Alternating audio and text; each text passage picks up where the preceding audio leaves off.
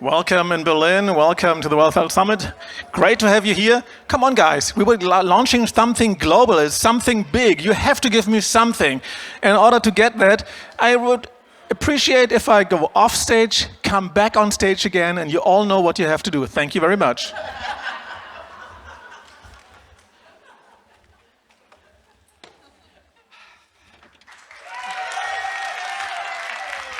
Welcome, everybody. Welcome. Great to have you here. Thanks for being here in Berlin. Thank you. Such a wonderful, good-looking, and very educated crowd, and such a good mood. I like that. It's good being here. Thank you very much. You know, it's a room full of luminaries from all around the world, of bright people, because we want to launch something very, very big today, and that's why we all have you here. We would like to launch the Equity 2030 Alliance, and that's big. So give me something.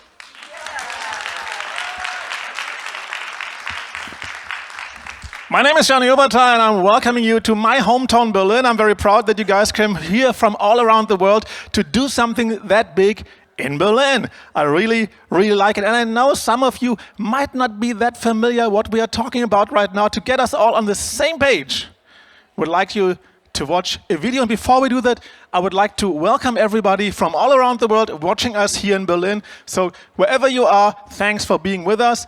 And now you get the topic, what we are talking about. Please let the music play. A famous designer once said, "You cannot understand good design if you don't understand people." So, people should wear jeans with pockets that fit their phones, a phone that fits your hand and that actually understands you. I have really painful periods. Sorry, what did you say? You see, it turns out designs for the masses were made with only a few of us in mind. New tech is biased, producing false diagnosis and treatment recommendations. That's why women take medication that hasn't been developed for them, and as a result, are twice as likely to experience adverse reactions to them. Many women wait 4 years longer than men to be diagnosed with hundreds of diseases. For every woman diagnosed with a female-specific condition, 4 go undiagnosed. Attire for women in healthcare doesn't match their needs, putting them at risk every day performing surgery with instruments designed for men. And eventually, having to perform CPR, a skill for which they trained, on a male mannequin. Meanwhile, more suitable treatments are not being developed because only 1% of research and development funding goes to women-centric solutions. There are 4 billion reasons to reimagine a world where gender differences are respected equitably. The world is not designed for women. Let's redesign the world.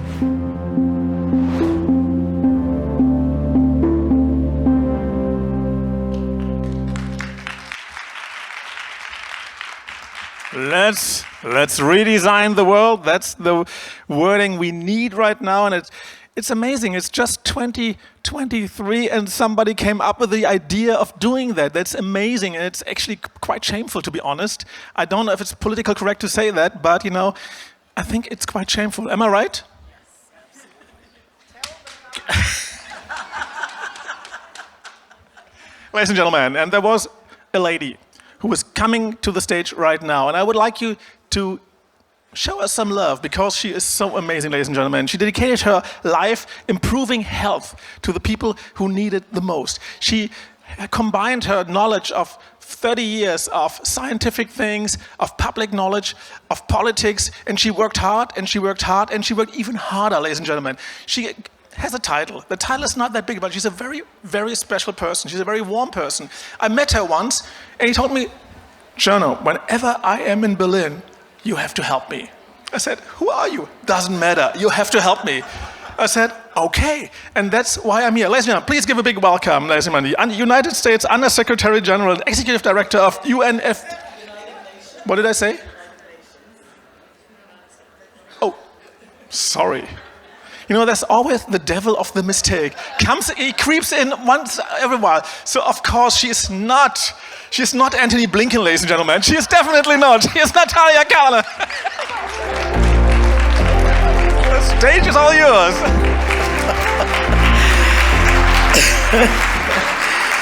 Greetings, greetings, greetings, excellencies, dear distinguished guests, members of the Equity 2030 Alliance. A warm welcome to everyone. and I greet you in peace. Peace being the noble purpose of the United Nations and the desire of women and people everywhere. We're gathering here today thanks to the leadership of the organizers of the World Health Summit. I'm delighted that Ilona Kickbush is with us this morning, among others. We are also being co-hosted through the Equity 2030 Alliance by the government of Ghana, welcome, Madam Minister, and Norway also, who are the co-champions of the Equity 2030 Alliance.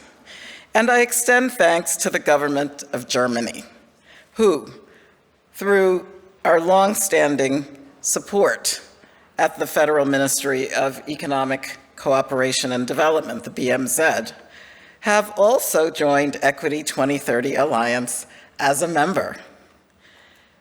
Representing UNFPA, which is the United Nations Sexual and Reproductive Health Agency, I fervently join you in wanting to see that redesigned world. Our purpose is to strategize and also to implement solutions for equitable universal health care. And to tell the truth, now that we're standing halfway to 2030, the endpoint of the Sustainable Development Goals, we are nowhere near the finish line. I think that as technological innovation grows exponentially, the benefits can and should be shared equitably. And it's women who drive progress. It's women in the communities who drive peace and development. So why should the world fail women when it comes to women's safety, their health, and well-being? A young woman walks into the clinic and she leaves dejected. Why is it that her healthcare providers, her doctors, don't believe what she's saying about her symptoms? Why can't they diagnose what's wrong? Her seatbelt doesn't fit right, and there's so many young sportswomen who are being injured predictably. The underlying problem lies squarely with systems. And alas, this is a world in which women's requirements too often are forgotten, they're ignored, they're not listened to, they're sidelined. So it's not that young women don't fit the world, it's that the world is not really designed for them. And in a world designed for men, the effects for women range from inconvenient to downright fatal. When a midwife is infected with COVID-19 because her mask is too loose, it was never designed for her face, this is a system that's gone wrong. Less than 15% of female health workers report that their personal protective equipment, their PPE, really fits them well. Women suffer major injuries in car collisions. And did you know that the first female crash test dummy was introduced only about a year ago? Well, if you don't know, I have good news for you. Today, we're going to hear from Astrid, a woman who is an inventor of the first female crash test dummy. Thank you, Astrid Linder, for being with us. And this is truly so important. We should not deem a product safe and effective unless women and girls were part of that design process. And better healthcare continues to elude women because 3/4 of clinical trials fail to include women. On average, women waiting 4 years longer than men for diagnosis, and they're up to twice as likely to experience adverse reactions to medications. And all of this cannot change without women-centric solutions. That's why we're here today. And as there's abundant evidence to persuade us to step up, financing for women-centric solutions is going to be part of that discussion. And certainly there's nowhere to go but up. Because apart from cancers, right now, only 1% of global research and development funding goes to women-centric solutions, and even less goes toward sexual and reproductive health. We can change that, so let's change that. And as women are going to increasingly drive the global economy, addressing gender equity in technology and science is not only health-saving and life-saving, it's a really smart thing to do. That type of investment, from a study in the United States, for example, it's estimated that investing in women's health research would yield a 40-to-1 return on the dollar. At UNFPA, we join you in saying if the world up until now hasn't been designed for women, let's do what we can to redesign it. So I ask you to please take the Equity by Design pledge. It is through our actions and our policies and our investments, putting our money where our mouth is. That's how we're going to change these mechanisms, and I believe that's how we're going to accelerate change. That's why the Equity 2030 Alliance has become a unified global effort to deliver gender equity in science, technology, and financing by the year 2030. I think we're really fortunate that many of you are leading this call. Already we have over 30 members, and this alliance is bringing together outstanding experts from across business, academia, government, and we intend to focus on developing and amplifying these gender equitable solutions all around the world. So we need you. We need your ideas. We need your guidance. So please join and help us build this alliance as we begin. This launch represents improvement in the lives of millions, if not billions, of women and girls all around the world. So join, help us build the alliance, let us disrupt the status quo so that we end up with a world that is more just, one that is more equitable, one that is more inclusive, a future where women design and women's voices are heard. Their needs are met, their potential is fulfilled. And that's a better future that we want for everyone. Thank you for joining us. Natalie Kahnem, ladies and gentlemen. Thank you very much. Thank you. Ladies and gentlemen, innovation, progress sometimes starts very small. Maybe just with a word, just somebody saying no or why. And I would like you to meet a woman who's amazing.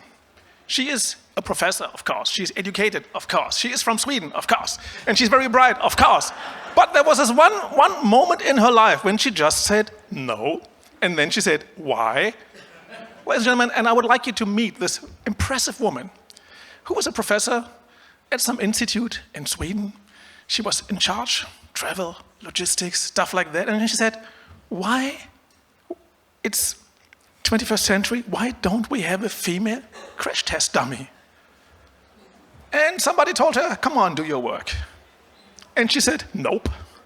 She just said nope. And then nobody could stop her. And that's why we have a female crash test dummy in the year 2022, exclamation mark.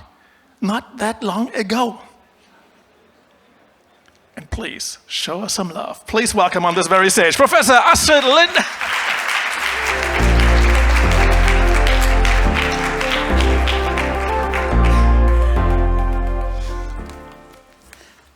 Thank you very much for that very kind introduction. So yes, I'm a physicist and engineer, and I will talk about road safety. So this is on our road, as you know, we lose our health and life, and we do that on a yearly basis with 1.35 fatalities and in the order of 20 to 50 million injured. And those injuries can lead to disabilities. When we assess the protection of how cars protect us, then we use the average male as the norm. And we know from real-world data that men and women have different level of protection, and we all sustain the same injuries, but the risk of these injuries can be different.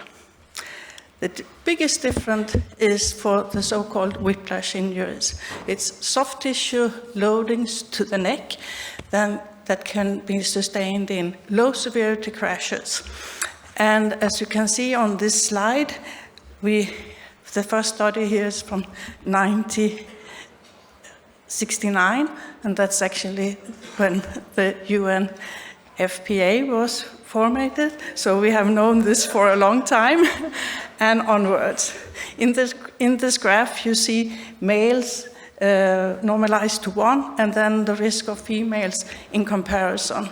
On average, double the risk, and the biggest difference is 3 times. So, as I said, this is crashes that occur in low severities.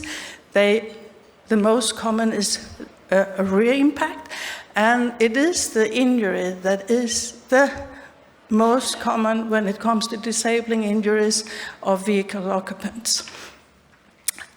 Real-world studies shows that the protection from seats, which are the feature that can protect us, have the biggest potential to protect us on a rear impact. Those systems, some of them work with provide improved protection for both males and females, but actually some don't. And then it is a very big limitation that we don't have the female part of the population represented when we do our assessment of the protection of new cars. So therefore, we developed the seat evaluation tools of a pair of them, an average female and an average male, to be used for addressing particularly this injury. And I will finally show you, let's see if I get this working. I hope so, yes. I will show you results from tests with the average male and the average female. So you see the average male to your left and the average female to your right. And this is in a typical low severity impact. And you can see quite different dynamic response and loading to the neck as a result of that, of course. This might not look as very much to you, but you actually are seeing the first ever test series of an average male and an average female assessing the safety of these seats. And then coming back to the title of my presentation, and it's about the design. We designed the average male as we know him for today, has been approved a bit, but the basic design is from early 1970s. And 50 years later, 50 year plus, we now have started to design the average female. Thank you for your attention. Professor Astrid-Lindner, thank you very much. Thanks for all your work. Ladies and gentlemen, I would like now to bring our topic of the day to a wider range of people. Let's talk about evidence-based approach to advanced gender equitability and women-centric solutions, ladies and gentlemen. And they're experts in their field, they're great persons, so please give them a big welcome. Please, gentlemen. And I need some music for that, then it feels better to go on stage, right? Yeah, all right, ladies and gentlemen. Her Excellency, the Honorable Minister Lariba Zubeira Abudu, Minister for Gender, Children and Science President of Ghana. Her Excellency, Ms. Bjørk Sandkjær, State Secretary, Ministry of Foreign Affairs of Norway. Professor Ilona Kikbush, Founding Director, Graduate Institute of International and Development Studies for Global Health Center. Come on. Dr. Pascal Alotte, Director, Department of Sexual and Reproductive Health Research, World Health Organization. That's the way we go on stage, right? Dr. Maike Schaar, Bill and Melinda Gates Foundation, Deputy Director, Foundation Strategy Office. And ladies and gentlemen, last but not least, Dr. Eva Horn, Chief Health Equity Officer of Google.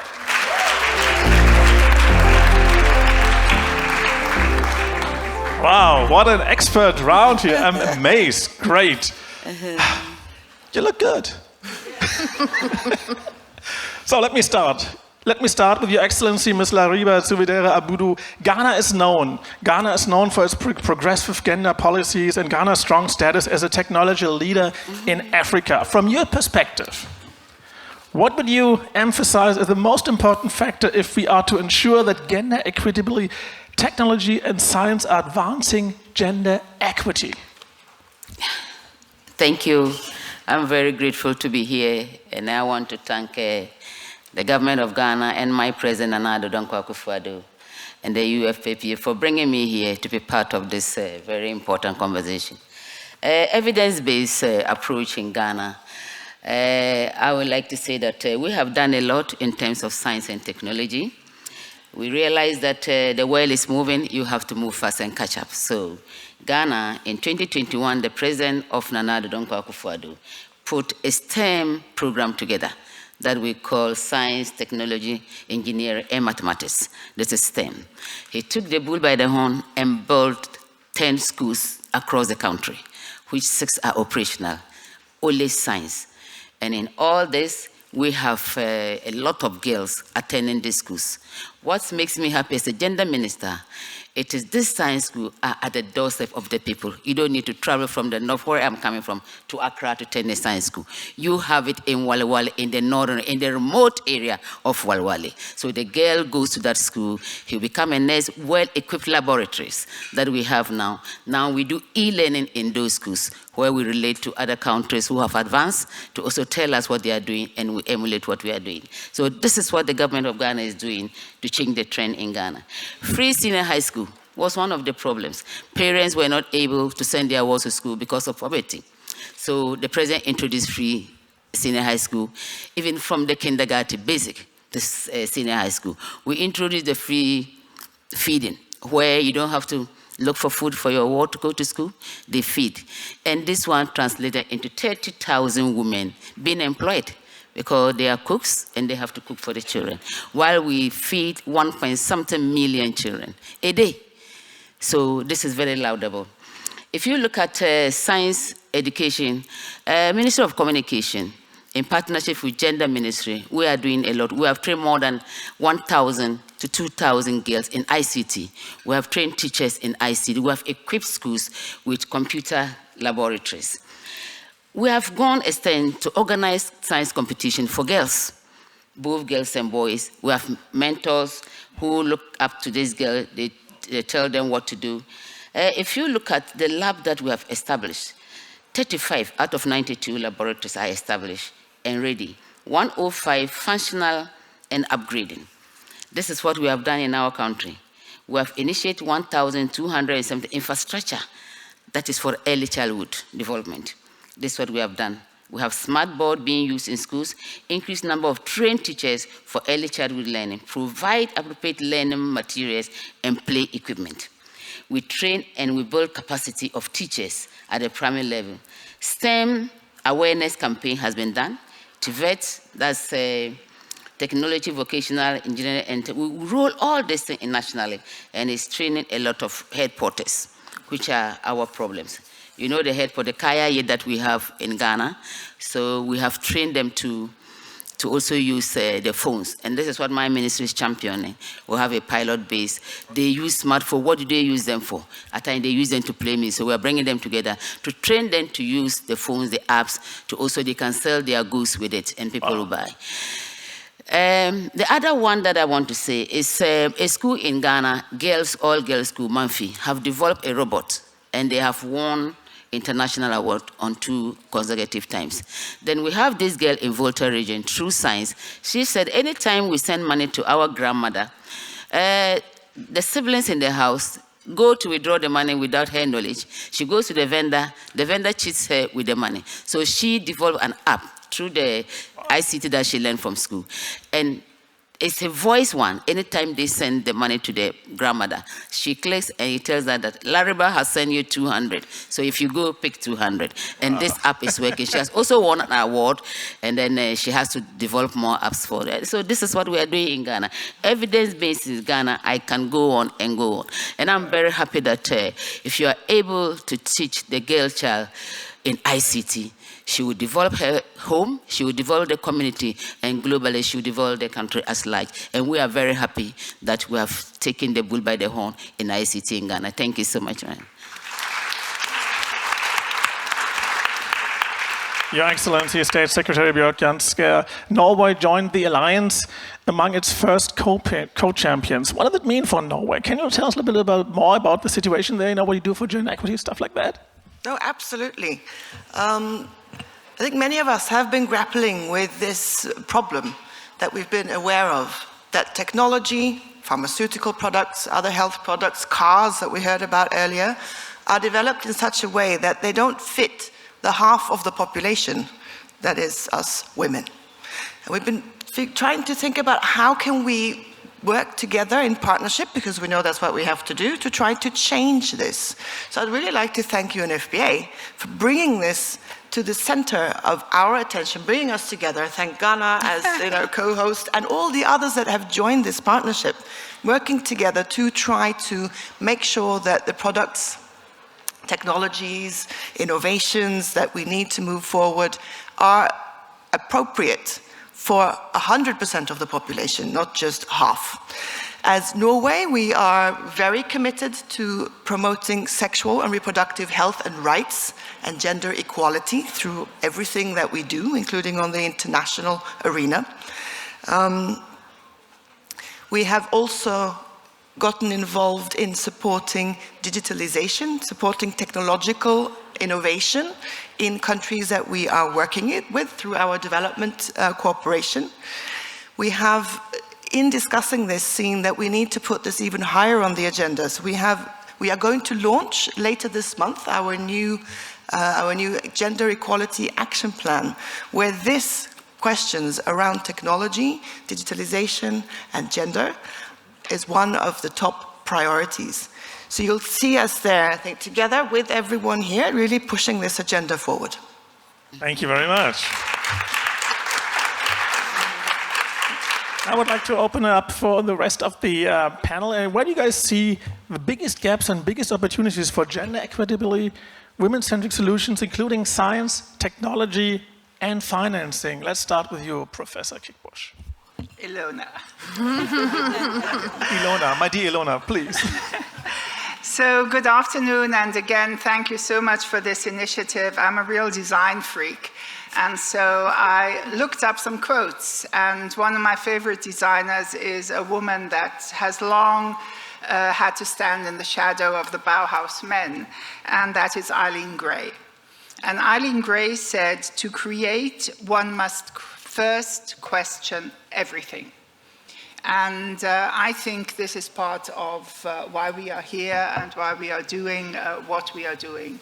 Question everything. Question the dummies. Question a lot of other things. And I think the thing that we must also question is the world of investment. Investment is not designed for women.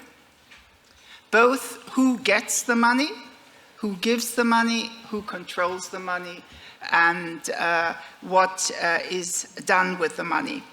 And so I think being innovative around both the question of investing in the power of women so that they can set the agendas of that investment, and investing in women as investors.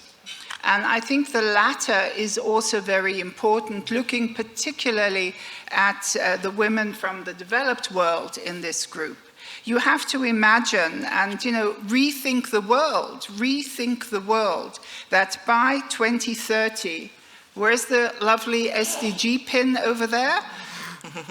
By 2030, in the USA, women are projected to own 2/3 of the wealth in the United States of America. What are we going to do with that money? Where are we going to invest it? And there's really interesting research here because women are better investors. 55% of women are successful in their investments compared with men, and twice as likely as men to be in favor of responsible investment, ESG investment in environment, social issues, health, and others. And I think as we think about innovation here, because innovation needs money, needs support, we need to think how we can garner this power of women that is already there, that they invest in the future of women. And this relates to digital solutions. I mean, I'm active also in FIND, the Foundation for Innovative Diagnostics. And when I joined, women weren't an issue.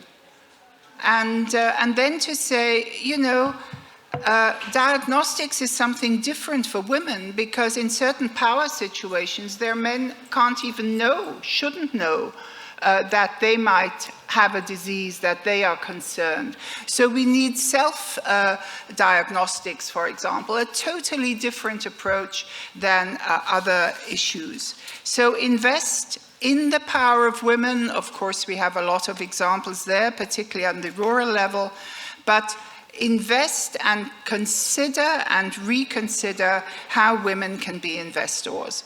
My last point is think even bigger. I was a member of the WHO Council on the Economics of Health for All. And I said women want value-based investments. And therefore, we have to, and UN organizations have to help define those value-based investments. But we also need to think further and say, how do we want to design the world of the future? And I'm thinking that many of the most interesting models about an economy of the future come from women. Think of Kate Raworth and the donut economy. Think of the circular economy, the well-being economy. Think of a female prime minister in New Zealand introducing a well-being budget. So let's think differently about money because women don't want charity. Women want power over their lives, over their world, and their health. Thank you. Thank you very much. Thank you very much, Ilona. Dr. Pascal Alotai, please. Thank you very much. First of all, I do want to mention that I'm a stand-in for Dr. Jeremy Farrar, who is the chief scientist of WHO, who unfortunately has COVID. So just a reminder, we're not past it yet, so everyone please be careful. But just to go straight into it, I think the advantage of having me here is that you get to hear a bit more about SRHR, which is the department which I lead. So primarily, in terms of the gaps and at risk of sounding like a broken record, we still need to make sure that we're getting gender disaggregated, sex disaggregated data. That continues to be a problem, but it's not just about the very basic separation. It is also about understanding what those differences mean, and therefore being much more intentional in thinking about what it is we're trying to achieve when we talk about sex disaggregation and the sorts of information that we need to be able to do the analysis, to draw on the equity, because ultimately it is a question of equity. This is what we're talking about. So where data is required to identify the risks and challenges for women in all the diversity. I think it's been mentioned before as well that it is a critical issue in clinical trials, and we still, in spite of talking about this on and on, it still continues to be something that we actually have to still try to defend. Now that women need to be included in clinical trials and product and device development. We need to track the financing, just drawing on Ilona's point again, we need to track the financing of technological advances in SRHR. But it's not just about who is funding it, but for SRHR in particular, why, and who is not funding and why. We've recently signed an MOU with the European Parliamentary Forum that is doing a lot of work on following the money. Neil Datter is around, and it can be quite confrontational actually in understanding who is funding what within and including the science and the devices and so on. More importantly, we need a strong focus on solutions and futures orientation. Technologies need to draw on horizon scanning and scenario building to be accountable and responsible. We need to continue to ask the questions: who benefits from the technologies? What are the risks of the technologies? And who misses out? And what are the alternatives that are available, again, in the interest of ensuring equity, that if the technology is not able to meet the needs of everyone, how do we make sure that women, what are the alternatives that we can offer for those who are not able to access it? And finally, just to mention that we do have forthcoming research on the cost of being a woman. And that then really shows what we're not looking at in terms of the technology needs and where the focus needs to be. And I'll stop there. Thank you. Thank you. Thank you very much. Dr. Chow. Yeah, thank you for having me here. I was at the Grand Challenges annual meeting in Dakar last week, and we heard a wonderful recital from world poet Amy Mahmoud called The Scientist that really summarized both the challenges and the opportunities. She said about the challenges, if we are ahead in every space, how can we leave half of humanity behind? And I think women have been left behind in innovation for way too long. But then she also said, the best magic is science. And I do think that we can all come together as an innovation ecosystem to really think about how can we bring the other half of the world into the conversation. Over the last year, I've had the honor to co-chair the Innovation Equity Forum, which is a joint initiative by the National Institutes of Health and the Bill and Melinda Gates Foundation to bring together stakeholders in women's health innovations across sectors, across geographies, and we had the opportunity to co-create with 250 experts in women's health from over 50 countries this Women's Health Innovations Opportunity Map that we launched at the Grand Challenges meeting in Dakar last week. And that really summarizes a lot of the things that would need to happen to make a difference in the women's health R&D ecosystem. Three of the opportunities I want to highlight that the Gates Foundation in particular has invested a lot of effort and money in are around novel contraceptives that are better accessible and actually allow women to make the choices that they want to make. Also updating gender data, and I will have to highlight that one, in collaboration with WHO and others, to make sure that women's conditions are actually appropriately counted. For example, the global burden of disease, the DALI measurements, are severely undercounting women-centered conditions. We need to change that.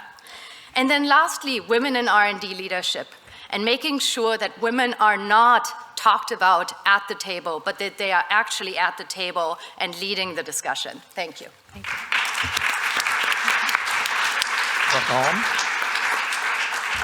you. The challenge of coming at the end of such a wonderful list is, what do you have left to say?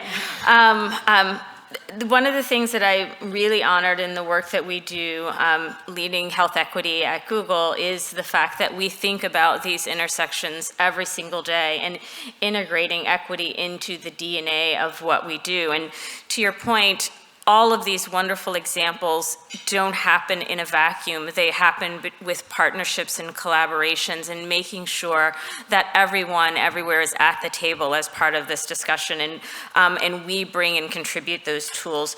So to your point, the gaps are really around women leading and building solutions. I am a physician, and yet I work with technologists in recognizing that the technologies and innovations that we build don't just happen with an engineer or a computer scientist, that they bring other parts to the table as well, and making sure that everyone is at the table and represented and everyone is leading as part of that. So we have more work to do to make sure that the people who are building and who are designing, to Arid's point, that we are there at the table and designing with women first in mind. And the last thing that I would say is this opportunity is really what has been said here at the here amongst this group is we are now talking about not just STEM, not just health. We are now talking about investment, and investment in women, investment in innovation that women are building and coming to creating.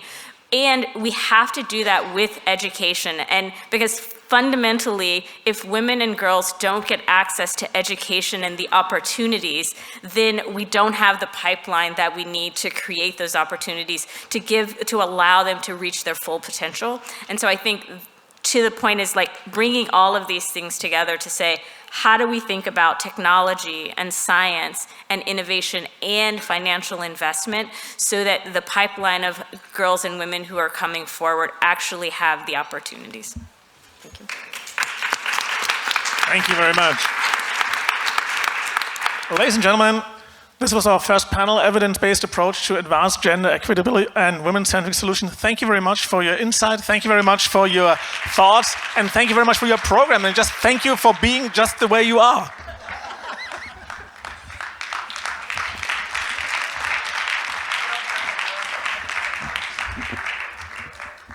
Ladies and gentlemen, there are so many thoughts, so many ideas, so many brilliant minds. That's why we have to do it very, very quick and sharp. And you know, due to scientific research, the way you guys listen to what's being said, you have to be very quick, very sharp. That's why we put many people on this very stage who talk in a very brief amount of time, tons of knowledge. That's the way we do it here in Berlin, and that's the way the UNFPA does it. And that's why Dr. Kahnem called me to tell you to do that, right? Ladies and gentlemen, and now I need some music for the next panel because it just feels better if you have some music. Ladies and gentlemen.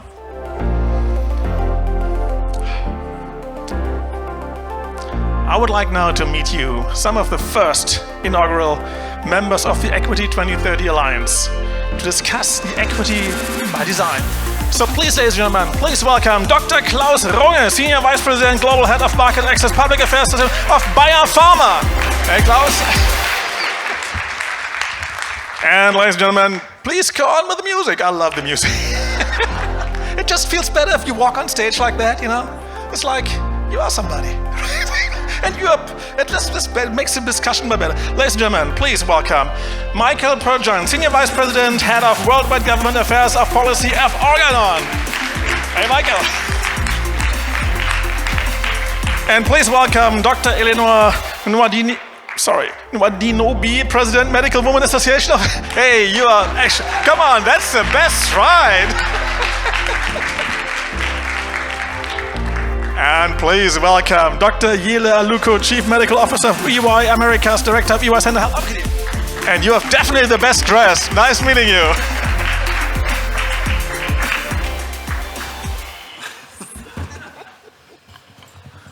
What a sight. So please let me remind you, because we have a limited amount of time because there will be the next panel coming in here, and we would like to come back to this very conference. That's why we have to be in time. You present one of the very first inaugural members of the Equity 2030 Alliance, and the membership come with actions to close the gaps in gender equity in design, tech, science, and financing solutions. Can you share some of the actions your entities actually are championing? Who wants to go first? Klaus? Yeah, thank you, Cerno, and thank you to our hosts today for having this wonderful session and panel. As Bayer, we're actually a leader in women's health for decades, especially in the field of contraceptives. And back in 2019, I was sitting at the ICPD 25 conference in Nairobi, committing the company to delivering 100 million women the modern contraception that they would need, because more than 200 million women don't have access to it. And I don't want to talk about too much of the details of how we want to achieve it, but one thing is key, it's partnership. And one of our key partners is UNFPA. And I have to thank UNFPA because you have also helped us grow as an organization. Back in the 60s, 70s, 80s, we've been a sheer supplier of contraception. But over time, we have developed capabilities and expertise that we could add to the family planning ecosystem to really become a partner. And now we are at a launch of a new initiative, and I was glad to sign up for it for the company last year in New York, which goes far beyond this. And why are we doing this? It's not just about provision of contraceptives, of course, for us as a company, although this will be our goal up until 2030 and beyond.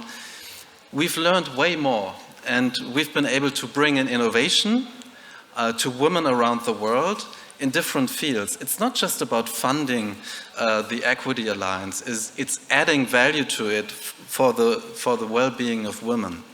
And that one is really key. And of course, as a company, we have a long way to go to get to equity, also as a corporation. We employ 100,000 employees worldwide. And of course, we have to have a look at the question, who sits in the C-suite, who doesn't? Does anyone have a fair chance to have a career at Bayer, no matter what gender he or she has? So that's one thing. The other thing is really that we look into our clinical trials and how we run them. And what we want to strive for is not just patient centricity, it's also women's centricity in the clinical programs that we run in the company. And therefore we work hard to improve some of the disbalances that we see when it comes to choosing patient populations for clinical trials. Thank you, Jen. Thank you, Klaus. Michael. Sure. So, as Klaus said, he's at Bayer, and they've been around for a long time doing this. Organon is the new company on the block. June of 2021, with a similar mission and a focus on dedication to improving the health of women around the world. For us, we look at gender equity as an economic indicator, an economic growth indicator, and we achieve that and pursue that by listening to women. Listening to their voices since before we even spun told us to redraw the lines around women's health. And when we did that, we expanded the aperture. So we've got robust programs around PPH, maternal mortality, polycystic ovary syndrome, preterm labor, preeclampsia, the areas that women told us were unmet and inequitably treated needs. Endometriosis is another one. 1 in 10 women experience the debilitating condition of endometriosis. What strikes me around that, it's the same prevalence as diabetes with far less attention, far less funding around that. So it's an area we're pursuing. You mentioned clinical trials, same thing. You've got to look at the subpopulations. It's too easy just to say we're a women's health company, our trials are all about women. It's the subpopulations. It's actually working in the communities to say, what would make it easier for you as a patient in this trial to get to the labs, to get to the tests done? How can we create the protocol so that you can go and make it easier in your schedule, around your work, around your children? And it's transforming partnerships. So getting beyond the transactional procurement of goods and services, like what we're doing with UNFPA, and expanding into community engagement, expanding into innovation and focus on youth. One of those that I would call out is our For Her Power Challenge, which is a partnership with UNFPA and MIT Solve. It's a sexual and reproductive health innovation challenge developed by and for young people. I'm very happy around that. And finally, we need to focus on sustainable financing. So we're working with partners like CAF, the Latin American Development Bank, to bring forward very targeted blended finance instruments that prioritize and are designed to target inequitable solutions around women's health and autonomy. So very happy around that. And these are examples of why we're committed and why we're excited to be part of it. Thank you. Thank you, Ben. Eleanor? Yes, I represent the Medical Women's International Association, an association that has been in existence since 1919 of female physicians. And female physicians came together after the Spanish flu because, guess what? Masks were ill-fitting, and PPE in 1919 were ill-fitting. So the question is, what has changed. Do come to our rescue, Astrid. In my country, Nigeria, where I come from, there's a proverb that says, "The elders do not sit and watch a goat in labor, tethered or tied to a string." Don't get me wrong, elders here, it's not according to age, but according to wisdom. Dear friends, the time has come. Now that we can see that goat in labor, for all of us together to untether, untie that string of research and development. So what does MWIA do in particular? One example is that we include women in all stages of the design and research. During the COVID-19 pandemic, we carried out a research looking at how our colleagues were affected. Lo and behold, with women being 70% of the health workforce, and some of them doctors, were actually suffering violence in the course of their work. They were being accused of being the ones bringing COVID-19 from the hospitals back to their families, and they were crying out to be protected. Lastly, in the communities, we want not just to hear the voices of the women in the communities, we want their voices to be listened to. Through the Women's Health Rights to Health Information Program, very quickly, we have information being broken down, highfalutin language, to women in a simple form so that they can look after themselves and look after their families. But we discovered, for example, that they would be on the health development committees, tick that box, they're there. They're at the table, but their ideas were not listened to, and therefore the examination couch was facing the wrong way, exposing the women to anyone who walked in through the door. On a personal level, please, Professor Astrid, do something about the mammography plates.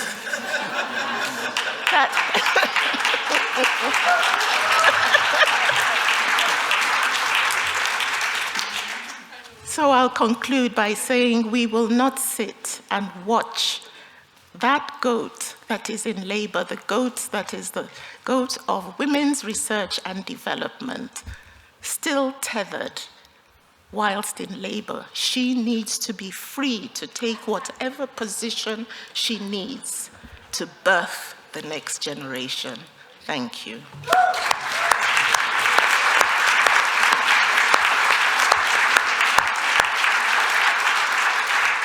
Dr. Aluko. Thank you for having me. Let me start by saying that I need to acknowledge my partner and physician colleague, Suzanne Weisbacher, who should be sitting in this seat. She's in Zurich and fell ill yesterday. We partnered together to come to this event, so I'm sitting in her place. My name is Yele Aluko. I am Chief Medical Officer at EY Ernst & Young. EY's purpose is to build a better working world. That is the credo that drives everything we do. All our partners, all our team members, and all our everyday people. With that purpose, it is very easy for us to align with the Equity 2030 Alliance, because having put down a stake in the ground a few years ago with the happenings with George Floyd and health disparities from COVID-19, we were privileged, and I was privileged, that EY embraced my vision to create a Center for Health Equity. The Center for Health Equity, which I have the privilege of being the inaugural director, is very deliberately structured. As a company, EY solves organizational problems and societal problems. And there may not be a larger societal problem than disparities across multiple dimensions. Dimensions of race, ethnicity, gender, disabled, the elderly, the homeless, LGBTQ, you name it. So our focus at the Center for Health Equity at EY is very deliberate in being differentiated and developing a holistic approach with the understanding that while racial inequities are top of mind in America, our focus at the Center for Health Equity is embracing all vulnerable populations. The very specific population, in addition, is gender inequities in health. I also want to say that as we move forward to address gender inequities, we have to be very careful that the female gender is not a monolithic demographic. The different iterations, the different races, different religions. There's a risk as we approach this solutioning that there could be some marginalization within the female gender, most likely race and religion. So therefore, we have to learn from the failures of the past. And the failures of the past in our analysis at the EY Center for Health Equity and our broader EY team is that equity approaches have been fragmented strategies that are not held accountable, strategies that capitalization has been schizophrenic. Therefore, the importance of equity by design is fundamental in the solutioning for equity across all vulnerable populations. It's for those reasons that we bring the power and the strength across all our cross-sector, cross-industry relationships and internal competencies to assist our clients and stakeholders to build competencies, develop strategies upstream that are designed for equity delivery and that permeate the entire chain going downstream where those disparities tend to manifest. Thank you very much. Thank you very much. Thank you very much, my very dear panel. Thank you for your idea. Thank you for sharing them. Actually, thank you for joining the Alliance. Thank you. Thank you.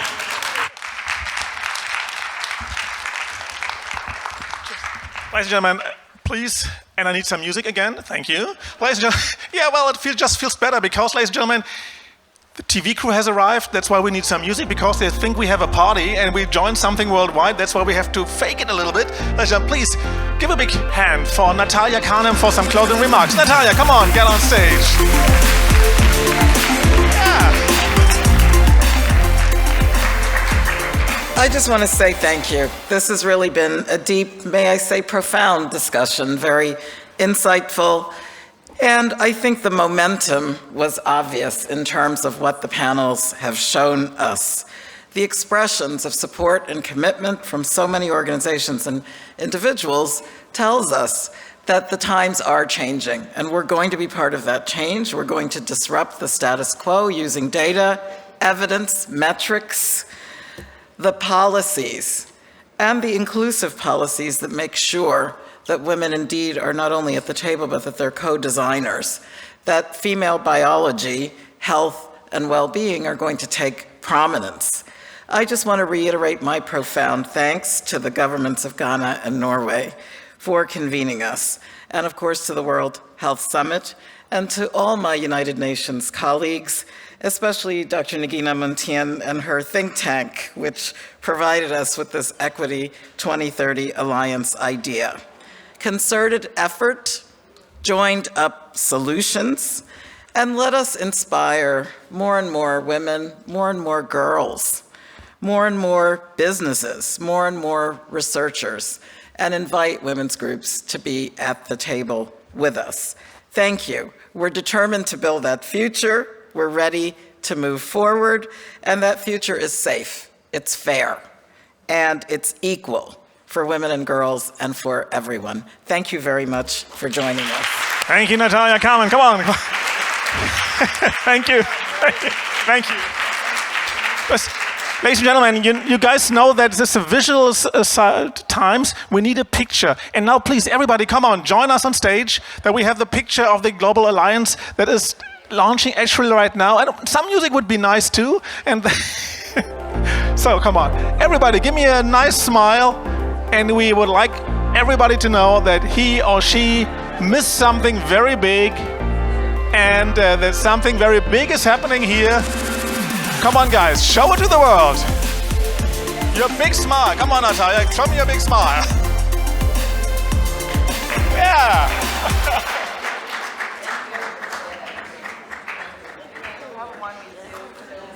Thank you very much. And everybody who's watching us from afar, you just watched the launch of the Equity 2030 Alliance. Wherever you are, just join us. Just help make the world a better place. Thank you very much. My name is Shani Yobata, and you're watching the Equity 2030 Alliance start in Berlin. Thank you.